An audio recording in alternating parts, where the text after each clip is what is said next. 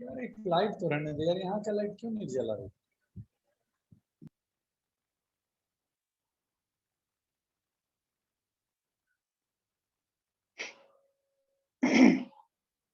विगत क्लास में हमने दोषों के बारे में देखा था, जिसमें दो प्रकार के दोष, शारीरिक और मानसिक। शारीरिक में वात पित्त कफ, उनके लक्षणों को समझने का प्रयास किया। उसके बाद में उसका क्षय हो जाएगा या वृद्धि हो जाएगी तो क्या क्या लक्षण आएंगे, इसकी हमने चर्चा की। साथ ही इसकी चिकित्सा क्या होनी चाहिए उसकी भी चर्चा की, और साथ में 7 धातुओं की भी हमने चर्चा की।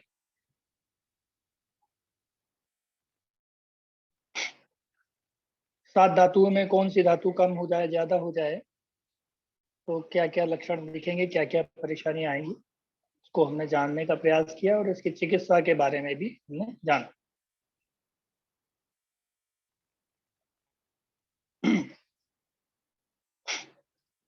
मल के बारे में हम समझने का प्रयास कर रहे थे। मल 3 पाए गए हैं, श्वेत मल और मूत्र। पसीना मल का मतलब अपना जो मल है, स्टूल। मूत्र यूरिन जिसे बोला जाता है।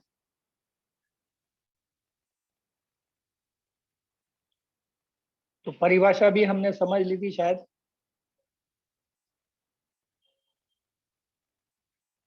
जो शरीर को मलिन करे वो मल कहलाते हैं।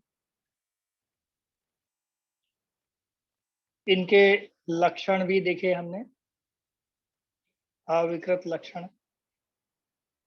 और विकृत लक्षण के बाद में कम हो जाए तो क्या होगा, ज्यादा हो जाए तो क्या होगा, ये भी हमने जाना, और इसकी चिकित्सा के बारे में भी जाना।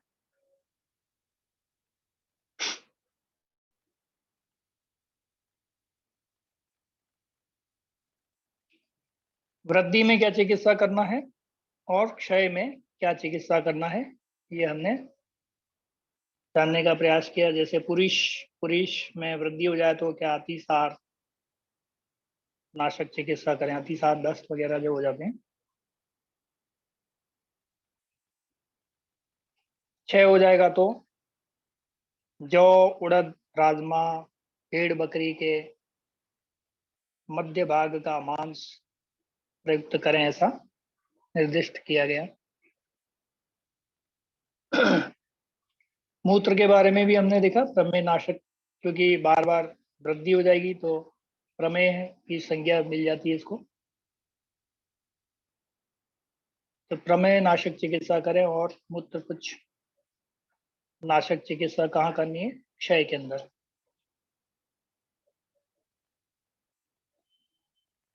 स्तंभन व शीतल उपचार करें। स्वेद, पसीना यदि बढ़ जाएगा तो पसीने को रोकने के लिए, बहुत ज्यादा पसीना आए तो फिर क्या करेंगे, उसको रोकने का प्रयास करेंगे, नहीं तो शरीर में कमजोरी आती चली जाएगी। ज्यादा पसीना भी अच्छा नहीं है, कम भी अच्छा नहीं है। तो आयुर्वेद कहता है हर चीज में मध्यम रहिए, तो मध्यम की चर्चा हम आयुर्वेद के माध्यम से करते हैं।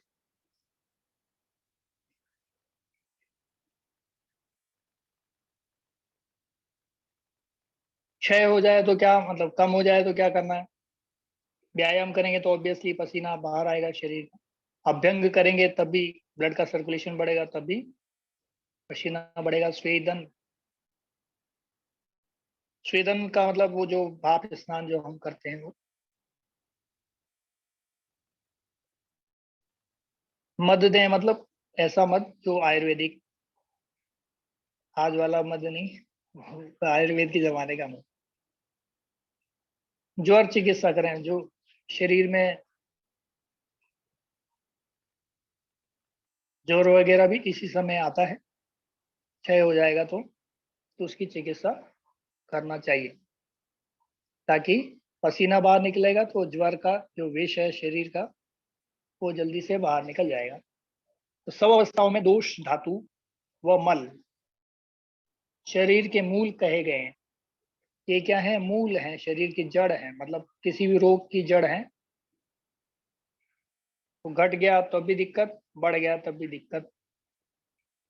ओज क्या है? अब ये सातों धातु हैं और ये सब जो मिला करके इसका जो सातों धातुओं में रस, रक्त, मांस, शुक्र, उसके बाद की जो स्थिति है वो ओज है। रसादि सभी धातुओं का उत्कृष्ट तेज या ऊर्जा ओज कहलाती है। इसकी परिभाषा इस तरह से की गई है। आजकल की भाषा में हम इसे रेजिस्टिव पावर या कीटाणुओं से लड़ने की क्षमता या इम्यून पावर भी बोल देते हैं कई बार। तो लड़ने की क्षमता से तुलना कर सकते हैं। ओज हालांकि थोड़ा सा और इससे आगे की बात है, लेकिन तुलना कर सकते हैं शब्द का इस्तेमाल हुआ है आयुर्वेद में।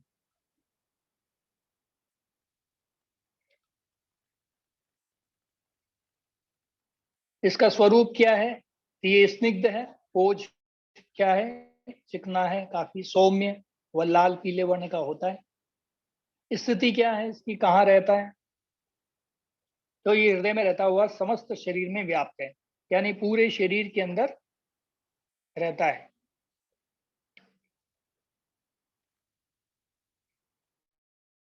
ओज को जीवन का आधार कहा गया है। इसके नाश होने पर जीवन नष्ट हो जाता है, ऐसा बताया गया है। ओज के ही कारण शरीर में विविध प्रकार के भाव पदार्थ उत्पन्न होते हैं, क्योंकि हृदय में रहता है। तो ये खराब होता है तो द्वेष, करुणा, पाप, पुण्य, ये सारी चीजें उपजती हैं, राइट। तो जिसके सारी धातुएं ठीक हैं, ओज स्वस्थ अवस्था का है, ओज अच्छी अवस्था में, तो नकारात्मक की जगह सकारात्मक दृष्टिकोण व्यक्ति का रहता है। करुणा, प्रेम, ऐसी दया, ऐसी भावनाएं व्यक्त होती हैं। और जब यही विकृत होता है, ठीक ठाक कंडीशन में नहीं है, तब फिर ये मानसिक विकृतियां, शारीरिक विकृतियां आती हैं। शारीरिक विकृतियां आपको पता है, मानसिक में बहुत सारी स्थितियां देखने को मिल सकती हैं। किसी को प्रताड़ना देना, किसी को कष्ट देना, किसी को परेशान करना, यानी नकारात्मक भाव उसके जीवन में उत्पन्न होते हैं। नकारात्मक भावों को लेकर के वो जीता है, समाज को भी नर्क बनाने का क्रम कर सकता है। तो ये खराब स्थितियां, ये सारी खराब स्थितियां होती हैं जब ये परिस्थितियां हो जाती हैं।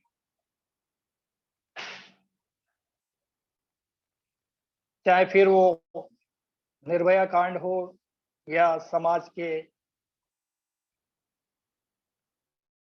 शर्मसार स्थिति में लाने के कार्य हों, वो सभी कार्य इसी से जुड़े हुए।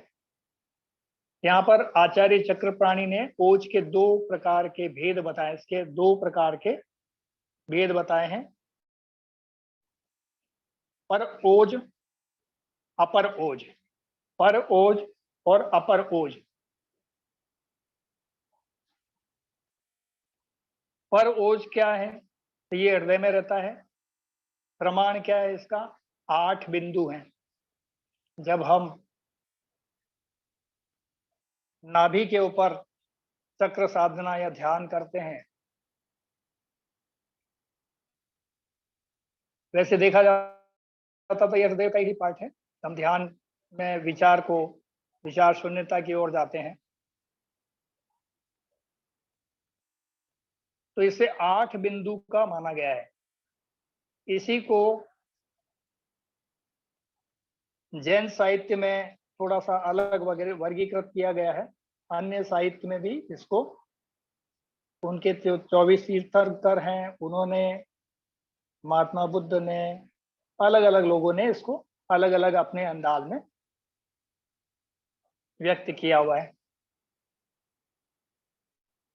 तो ये जो है हमारे हार्ट में रहता है, और हार्ट की जो सारे क्रम है वो पूरे करता है। यानी कहते हैं ना, दिल पे मत ले यार, वो वाली कहानी, या दिल से काम लेते हैं हम, ऐसे है ना, भावनात्मक जो संबंध बनते हैं। मित्रता का भावनात्मक संबंध हो सकता है, किसी को मदद करने का भावनात्मक संबंध हो सकता है, किसी को कुछ लोगों की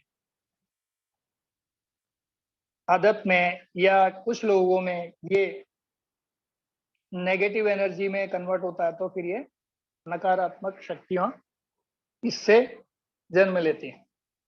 नकारात्मक स्थितियां मनोभाव में या हृदय में आती हैं।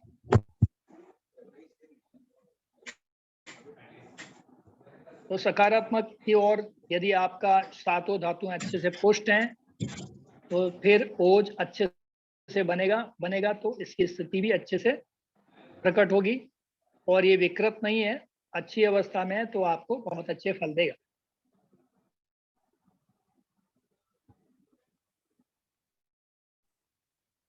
ऐसे ही इसका कई जगह पर प्रभाव देखा जाता है, नाड़ियों पर भी इसका प्रभाव देखा जाता है, क्योंकि हृदय से जितनी भी, क्योंकि हार्ट बॉडी की सेंट्रल लाइन है, वो वही सभी को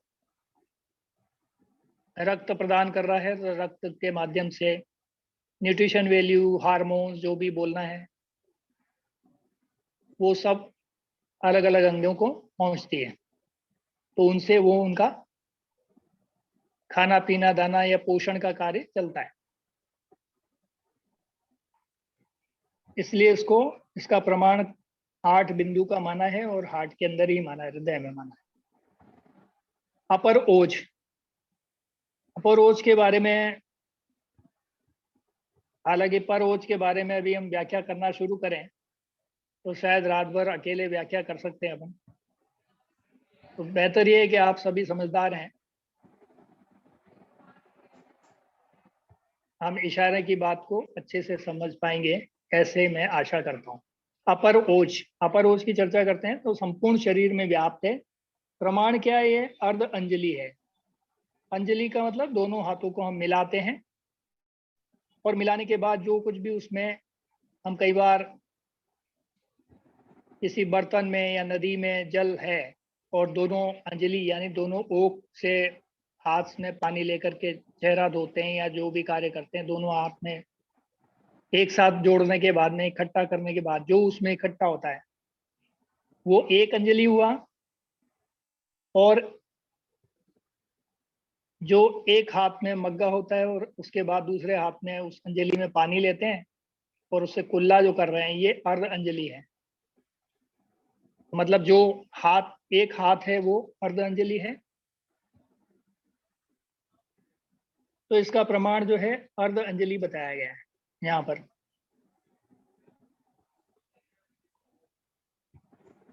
पर ओज के नाश होने पर क्या हो सकता है? मृत्यु निश्चित है। पर ओज जो है यदि नाश होता है, क्योंकि ये शरीर से जुड़ा हुआ है और वो मन से जुड़ा हुआ है, मन बुद्धि से जुड़ा हुआ है। पर ओज क्या है? मन और बुद्धि से जुड़ा हुआ है, अपनी भावनात्मक संबंधों से जुड़ा हुआ है। तो ये यदि नाश हो जाएगा तो मृत्यु निश्चित है। क्यों? क्योंकि पहले मानसिक रूप से ही व्यक्ति बीमार होता है, फिर उसके बाद शारीरिक बीमारियां आती हैं। और ऐसे व्यक्ति का जो मानसिक रूप से त्रस्त है या मानसिक रूप से बीमार है, उसका कोई इलाज संभव नहीं हो पाता जब तक कि वो माने कि मैं मानसिक रूप से अस्वस्थ हूँ। क्योंकि आजकल कोई भी मानने को तैयार नहीं होता है, मानसिक तो मानता नहीं है, हर व्यक्ति शारीरिक जरूर दोष मान लेता है।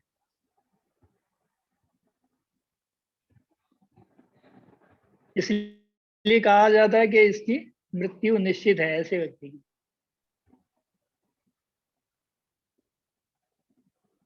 ओज क्षय के लक्षण क्या हो सकते हैं?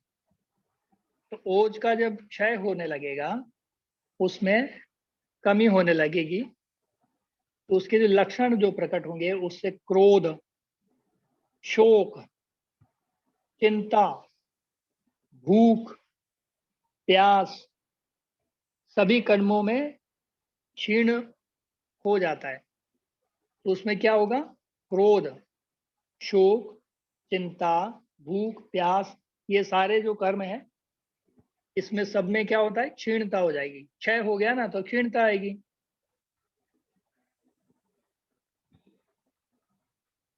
तो क्रोध भी तब उत्साह होता है व्यक्ति को तभी क्रोध होता है, या क्रोध भी एक प्रकार का मन से जुड़ा हुआ भाव है, वो ही व्यक्त होता है। तो शोक भी इसी से जुड़ा हुआ है, चिंता चिंता भी इसी से जुड़ा हुआ है।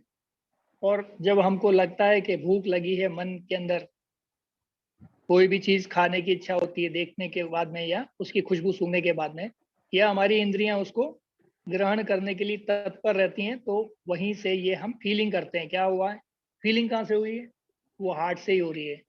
भूख, हालांकि उसका जो प्रमुख केंद्र हार्ट भले ही है, लेकिन उससे जो जुड़ा हुआ भाग जो है वो तो स्टमक है। स्टमक से सिग्नल जाएगा, फिर वहां से फीलिंग शुरू होगी। ऐसे ही प्यास, पानी की भी हम फीलिंग कैसे करेंगे, उसी से करेंगे जैसे भूख की होती है, चिंता की होती है। इन सभी कर्मों में क्षीण हो जाता है। तो जब सारे कर्म उसके ठीक से काम नहीं करेंगे तो निश्चित तौर से ऐसे व्यक्ति की मृत्यु होना तय है, ऐसा बताया गया है। ऐसा व्यक्ति क्या होगा, हमेशा डरा हुआ रहता है, बिना कारण चिंता करता है, इंद्रियों में वेदना रहती है, दर्द होता रहता है, कहीं ना कोई तकलीफ रहती है इंद्रियों के अंदर।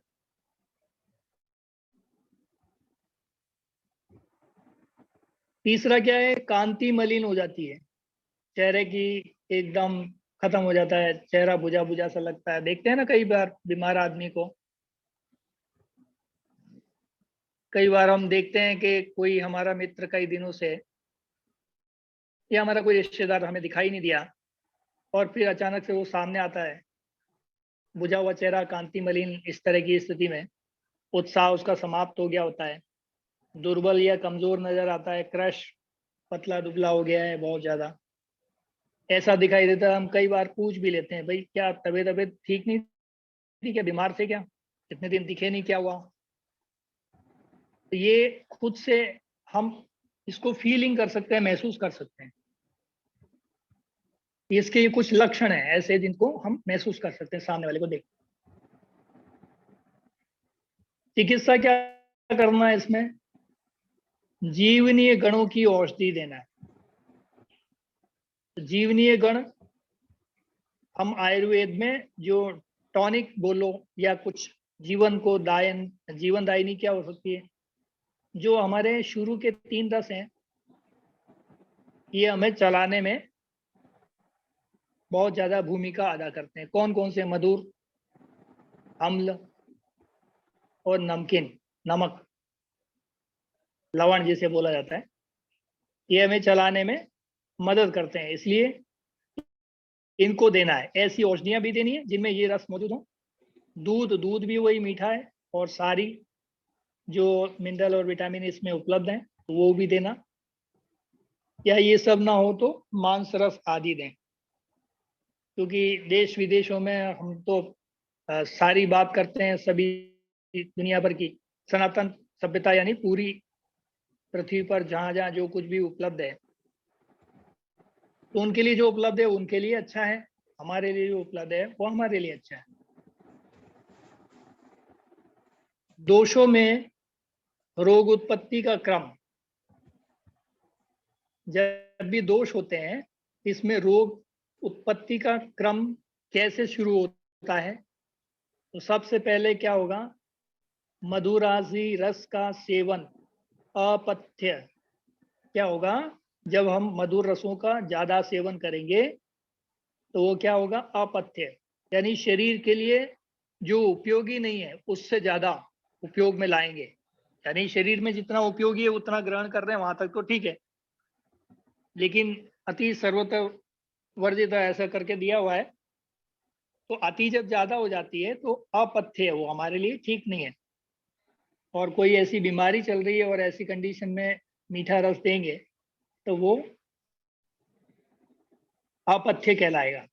तो मधुर रस का सेवन किया हमने, दोषों की दुष्टि हुई, ये क्रम है। जैसे ही ज्यादा मधुर रस का सेवन करेंगे तो दोषों की दुष्टि होगी, फिर धातु की भी दुष्टि होगी, धातुएं हमारी सातों धातुएं खराब हो जाएंगी। दोष दुष्टि कैसे, वात पित्त कफ बिगड़ जाएंगे, इनका इम्बैलेंस हो जाएगा, बैलेंस खराब हो जाएगा। क्यों, क्योंकि मधुर रस क्या करता है, कफ को बढ़ाता है बॉडी में। कफ को बढ़ाएगा तो क्या होगा, इन्फेक्शन होने लग जाएंगे, है ना। बहुत ज्यादा मधुर रस को उपयोग करेंगे तो इन्फेक्शन बढ़ने लग जाते हैं। इन्फेक्शन जब भी होते हैं आप मधुर रस छोड़ दीजिए, इन्फेक्शन अपने आप ठीक होने लग जाते हैं।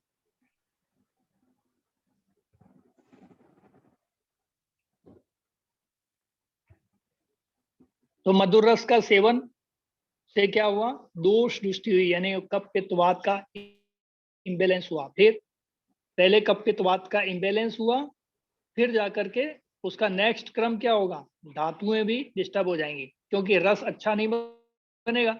रस में क्या बनेगा, कफ ज्यादा बनेगा। कफ ज्यादा बनेगा तो अभी हमने देखा था रस भी ज्यादा बनेगा। रस ज्यादा बनेगा तो रक्त भी, और फिर पूरा क्रम जो है सारा बिगड़ता चला जाएगा। रस, रक्त, मांस, मेद, अस्थि, मज्जा, शुक्र, और ये सारे क्रम जो इससे जुड़े हुए हैं वो सब के सब बिगड़ते चले जाएंगे।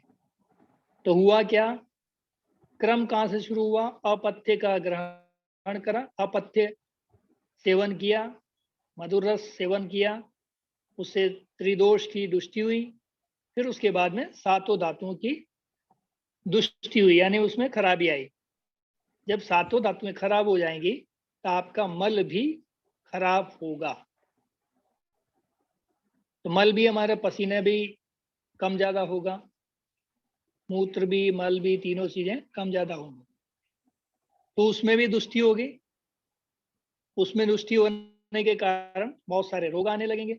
यूरिन ठीक से बाहर नहीं निकलेगा तो उसका एडिनो ग्लैंड्स पे दबाव पड़ेगा। दबाव पड़ने के कारण शरीर में पानी इकट्ठा होने लगेगा। इकट्ठा होने के कारण पैरों में सूजन, किडनी का काम करना कम होना, या नेफ्रॉन्स की डेड साइड होना, या फिर ऐसे ही कई रोगों का जन्म लेना। या एडिनो ग्लैंड्स पर पानी का जैसे ही दबाव पैदा होगा तो एड्रिनो ग्लैंड्स क्या ज़्यादा एक्टिवेट होगी, क्योंकि उसमें जो कंटेंट्स हैं यूरिन में या ब्लड में, वो जो कंटेंट्स हैं जो शरीर से बाहर निकलने चाहिए, वो विषैले कंटेंट वो उसको बहुत ज़्यादा एग्रेसिव बना देंगे। एग्रेसिव बना देंगे तो क्या, ब्लड प्रेशर हो सकता है, बीपी हाई हो सकता है, अन्य बीमारियां हो सकती है, दिमाग में टेंशन हो सकती है, दबाव को व्यक्ति झेलने लगता है। तो इस तरह से मल की दुष्टि होती है तो ये दिक्कत होती है।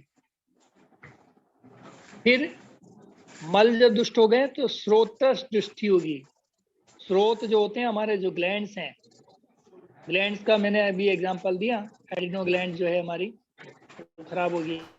फिर और जब ये दोष ऊपर की तरफ बढ़ेगा शरीर में और बॉडी का टेम्परेचर बढ़ने लगेगा, ब्लड के अंदर ये सारे नकारात्मक पदार्थ जो हमारे शरीर के लिए अच्छे नहीं है वो सब घूमने लगेंगे, पूरे शरीर में घूमेंगे। जहाँ जहाँ घूमेंगे वहां पर क्या होगा, वहां के सभी स्रोतों को वो क्या करेंगे, ब्लॉक कर देंगे।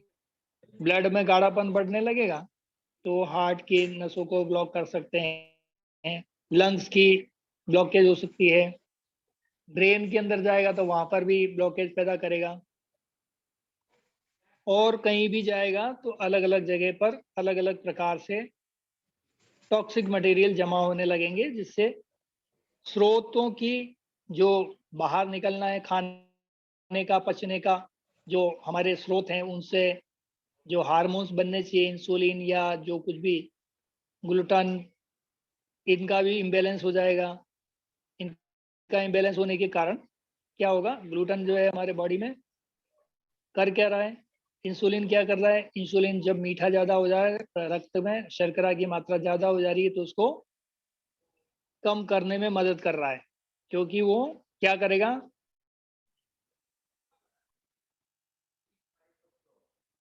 वो ले जाएगा हमारे जो भी रिसेप्टर्स हैं उनको देने का प्रयास करेगा। लेकिन वो कम बनेगा तो फिर क्या बनेगा, ज़्यादा, इनका बैलेंस बिगड़ जाएगा, ग्लूटन ज़्यादा बढ़ जाएगा तो फिर शरीर में मीठे का प्रभाव ज़्यादा होने लगेगा, तो जिसके कारण ब्लड भी गाढ़ा होने लगेगा और ये शुगर जैसी बीमारियां, अन्य बीमारियां जो हैं, और शरीर के स्रोतों को जाम करने लगेंगी, है ना। शक्कर है, आपको पता है कि वो कहीं बच्चा जब जीभ कट जाती है किसी की, बच्चा कहीं खाना वाना खा रहा होता है, हमारी दादी नानी क्या करती थी, उसके मुंह में चीनी भर देती थी, उसका होठ फट गया है, गिर गया कहीं बच्चा, तो उसके मुंह में चीनी भर दो, तो उस होंठ की जो लार है चीनी के साथ जो आएगी, उस ब्लड को तुरंत बंद कर देती है। चीनी क्या कर रही है? स्रोत को रोकने का काम कर रही है। तो स्रोतों की दृष्टि हो रही है, स्रोतस की दृष्टि हो रही है। जब स्रोतों की दृष्टि भी हो जाएगी, ये सारे क्रम बिगड़ने लगेंगे, तो फिर रोगों की उत्पत्ति होना स्वाभाविक है। इस तरह से रोगों का क्रम चलता है। सबसे पहले क्या हुआ? मधुर रस का सेवन अत्यधिक हो गया, अपथ्य हमारे लिए हुआ, तो वो जब गड़बड़ होने लगा तो दोष बिगड़ने लगा, कफ की मात्रा बढ़ जाएगी, पित्त और वात की थोड़ी कम हो जाएगी। आगे की धातुओं में जाएगा, जैसे ही रस बनेगा तो उसका रस रक्त फिर मांस में जाएगा, मय अस्थि मज्जा और शुक्र सातों धातुओं में जाएगा, तो वो सारा क्रम जो है खराब होने लगेगा। खराब होने के बाद में मल भी खराब होने लगेंगे, मलों की भी दुष्टि हो जाएगी, फिर स्रोतज में ब्लॉकेज होने लग जाएंगे। चाहे वो माता के ब्रेस्ट के अंदर जो दूध बच्चे को पिलाने का क्रम हो, वो भी स्रोत है एक प्रकार का, वो ग्लैंड्स रुकने लगेंगे। ऐसे ही गर्भाशय के अंदर जो पोषण के लिए ओबीरी को चाहिए, वो हार्मोन्स रुकने लग जाएंगे, तो वहां पर दिक्कतें शुरू हो जाएंगी। ऐसे ही पुरुष जनांगों में परेशानी होगी। ऐसे ही आंतों के अंदर जो स्रोत से निकलने वाला जो है पाचक रस है, वो भी ठीक से नहीं बनेगा। बनेगा तो सही, निकलेगा नहीं, क्योंकि वो तो सब जाम पड़े हैं, उनमें टॉक्सिक मटेरियल भर गए हैं, खराब हो गए हैं। तो फिर क्या होगा? स्रोत जब बिगड़ गए तो क्या हो जाएगा? दुष्टि हो जाएगी उसकी, उसमें दोष पैदा होंगे, वो मलिन हो जाएगा, बीमारी पैदा करेगा। तो फिर क्या होगा? रोग की उत्पत्ति होगी। तो ये जो हमारे शरीर के अंदर शुरुआत कहाँ से हुई? अपत्य का सेवन करने से। अपत्य का सेवन आयुर्वेद में आहार शास्त्र में बताया गया है। अपत्य हमारे लिए क्या क्या हो सकते हैं, किन रोगों में, किन परेशानियों में, वो सारा वर्णन उसमें मिलता है।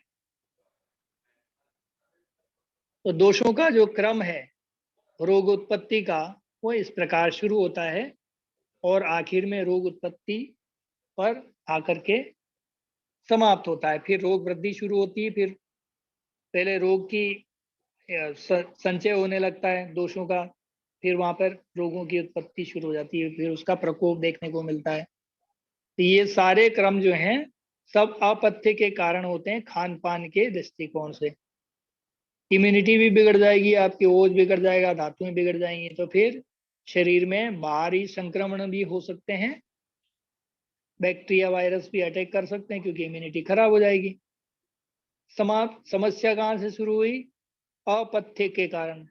तो पथ्य अपथ्य का हमें ध्यान रखना है। हर व्यक्ति के लिए पथ्य अपथ्य अलग अलग हो सकता है, अपनी अपनी प्रकृति के अनुरूप हो सकता है। ये इसकी हम चर्चा पहले भी कर चुके हैं। तो इसके लिए आपको समझना है, तीनों को सम रखना है, दोषों की दृष्टि नहीं होनी चाहिए। वात पित्त कफ, वात की जो है निर्माण हमने देखा हुआ है, तो वात का जो निर्माण है आकाश तत्व और वायु तत्व के मेल से हो रहा है, और उसमें कोई तत्व घट गया बढ़ गया तो भी दिक्कत आएगी। कौन सा घटा है, कौन सा घटा है, कौन सा बड़ा है, ये समझने का विषय है। इसलिए हमारे शरीर में हमेशा पहले आकाश तत्व बनेगा। आकाश का मतलब ब्लैंक, खाली, शून्य। अब पेट खाली होगा जब भी तो आकाश तत्व है वो। जब कोई चीज खाली होगी, जगह खाली होगी, तो वो आकाश तत्व है शरीर में। तो जो स्पेस क्रिएट कर रहा है भूख लगने के लिए, खाना के लिए, जो भोजन के लिए, वो जो सारे स्रोतों में स्पेस जो क्रिएट कर रहा है, वो सब आकाश। अब उसके अंदर जो ले जाने का काम कर रहा है वो वायु, ट्रांसपोर्टेशन का। नेक्स्ट में हम 5 वात के बारे में शॉर्ट में समझने का प्रयास करेंगे। शॉर्ट में इसलिए कह रहा हूं क्योंकि एक वात को हम प्राण वायु को लेकर के बैठ गए तो कई दिनों तक ये चर्चा समाप्त नहीं होगी, इतने सारे उसके वो हैं क्रम। हमें प्राण वायु बनता कैसे है ये भी समझना है।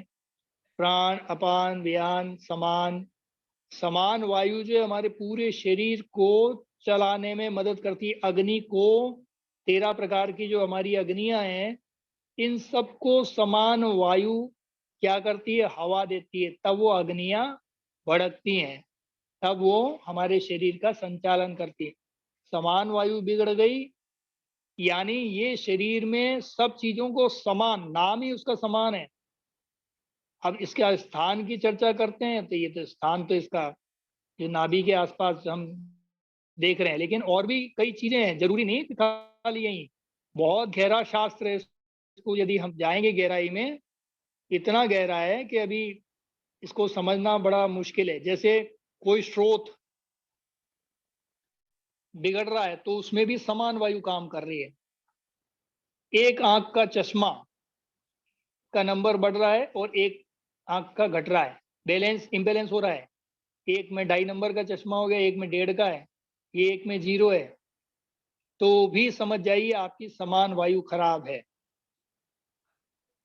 एक हाथ की कार्यक्षमता दूसरे हाथ की कार्यक्षमता से घट रही है, बढ़ रही है, तो भी समान वायु खराब। मतलब इतना गहरा शास्त्र है, इसको खाली नाम से समझ के बहुत मुश्किल है समझना, बहुत गहराई में है। चर्चा इसकी अगले अध्याय में हम करेंगे इसको। हालांकि मैंने पहली बार ये ऐड किया है बेसिक आयुर्वेदा में। वो कहते हैं ना, मूड की बात होती है, मूड जम जाता है तो फिर फिर शुरू ही होता है, फिर तो मजा ही आता है काम में। आप लोग इंटरेस्ट लेंगे तो फिर मूड अच्छा बनेगा, मूड अच्छा बनेगा तो फिर काम भी अच्छे वाले होने लगेंगे। डिपेंड सब सामने वाले पर करता है।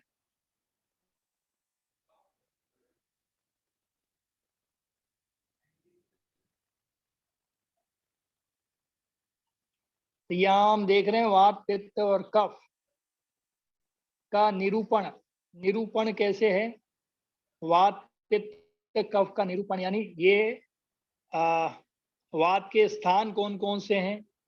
वैसे तो देखा जाए आयुर्वेद में पक्वाशय को मुख्य स्थान बताया, विशेषताएं भी इसकी हैं। ये अष्टांग हृदय सूत्र स्थान में दिए हुए हैं, सारे के सारे अलग अलग श्लोक के माध्यम से भी दिए हुए हैं। श्लोक करेंगे तो बहुत लंबा हो जाएगा इसका, जो ये आप पढ़ेंगे इसको तो बहुत सारी चीजें आपको समझ में आने लगेगी। इनके कार्य क्या है, इनकी स्थितियां क्या है, मैंने बहुत शॉर्ट में करने की कोशिश की है। करने जाएंगे तो बहुत लंबा भी है।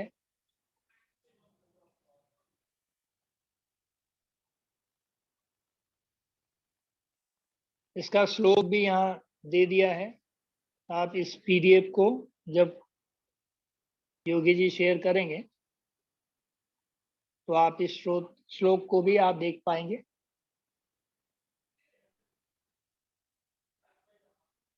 तो इसका विशेष स्थान पक्वाशय है, लेकिन स्थान के दृष्टिकोण से यहाँ पर बहुत सारे क्रम दिए हुए हैं। पक्वाशय है, कटी है, कटी का मतलब ये अपना जो कमर की संधि, जोड़ वगैरह जो है, दोनों पैर। स्रोत क्या? कर्ण, कान, इसके अंदर भी वात का मुख्य स्थान है। जब भी तो आपके अभी जैसे ही कोरोना आया, कोरोना के बाद किसी को सुनना बंद हो गया, किसी को एक नाक से सूंघने की खुशबू गायब हो गई, ये नहीं होता तो क्या ये वात बिगड़ा था ना? वात की वजह से तो सारा गड़बड़ हो गया। अस्थि, हड्डियों के अंदर बोन्स में भी इसका स्थान है। त्वचा, त्वचा में भी स्थान है। ये वात के स्थान बहुत इतने हैं कि बस ही बस। फिर इसको हम और समझेंगे, 1 बाय 1 समझने का प्रयास करेंगे। तो वात में कौन सा वात है, प्राण वायु है, इसको भी हम समझने का प्रयास करेंगे।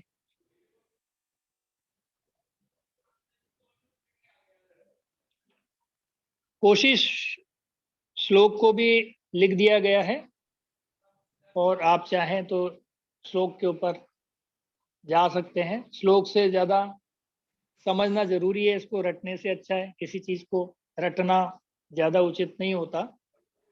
चीजों को समझना अच्छा है।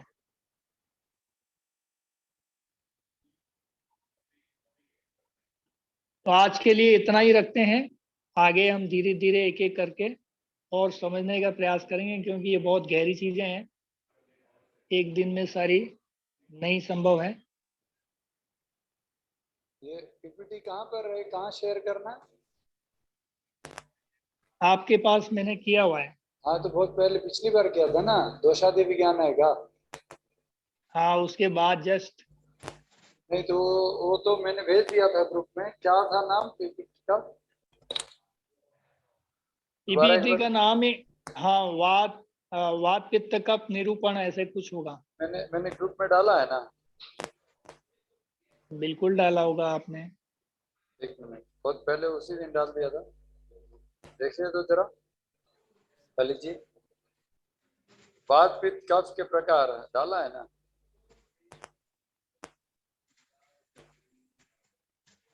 दोषादि विज्ञान है के बाद